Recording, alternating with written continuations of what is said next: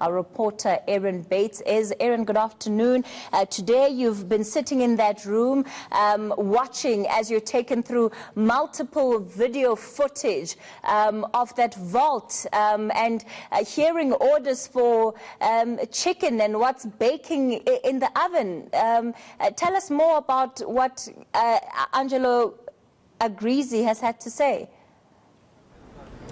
Golly, Kathy, I have to say I'm reeling a bit from the testimony we heard this morning. And in fact, there were moments of real gasps and shock from amongst the media corps here and members of the audience at Agrizzi's testimony in Parktown. You're right, we went through this video he says was recorded in 2017 at the Bosasa premises, and which shows at one point 4 senior Bosasa officials, including the CEO, Gavin Watson, inside a vault, which is surrounded by shelves. We see stacks of cash. At points, Agrizzi was in the blink of an eye making estimates on, oh, that's R1 million, that's about 100,000, and detailing the laundered money he says the company was using to pay bribes, saying, for example, that they would meet usually at a petrol garage near Lanseria International Airport, and that there the money would be handed over from a dealer, a money launderer, sometimes coming from Zimbabwe, and then taken by Bosasa officials. They were paying a premium, he says,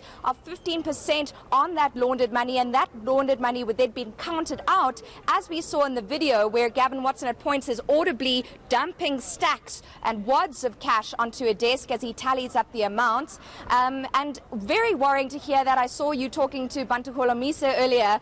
Think about the cash donation to our sitting president's presidential campaign coming from the CEO of the same company that stands so squarely accused here of cooking up those loaves of bread, which is one euphemism he used for the bribes, or busy working out the chicken orders for the week, which is another euphemism Bosasa officials apparently used to discuss in secret the bribes they were busy planning. Erin, amounts of money that Agrizzi says left his hands sore and even stained just from handling it. But when it comes to government contracts, and you know, Bosasa has made its money off doing business with the state. Interesting to hear that he believes that none of those contracts, in fact, will withstand a scrutiny where corruption is concerned. Quite right. He's tainted every contract that Bosasa ever had during his 19-year tender with the company in its various incarnations as being corrupt in some way, shape or form. And there the chairperson, Deputy Chief Justice Raymond Zondo, asking if Agrizzi was convinced that the renewal of government contracts too was the product of greased hands, you could say, in this great racket, this great scheme. And Agrizzi seems to think that, yes, that's the case. He seemed a little less confident on the renewal of contracts, but critically, Kathy, what he described was effectively getting people onto the Bosasa gravy train, that they were almost receiving a kind of bribe salary every month, some of these officials, including the likes of the former financial officer at Correctional Services and also officials at AXA. So people's lifestyles really sort of ballooned as people became dependent on these monthly installments, and that made them dependent on Bosasa and useful as long as they were in those influential positions. Erin, before I let you go, Agrizzi has told us about the tumor he had on his heart, which resulted in somewhat of a Damascus moment that brought him here. But I can't help shaking the feeling that there must have been more to this, given the fact that even Judge Zondo questioned the taking of that video. When was it taken? Why is all of this only coming out now?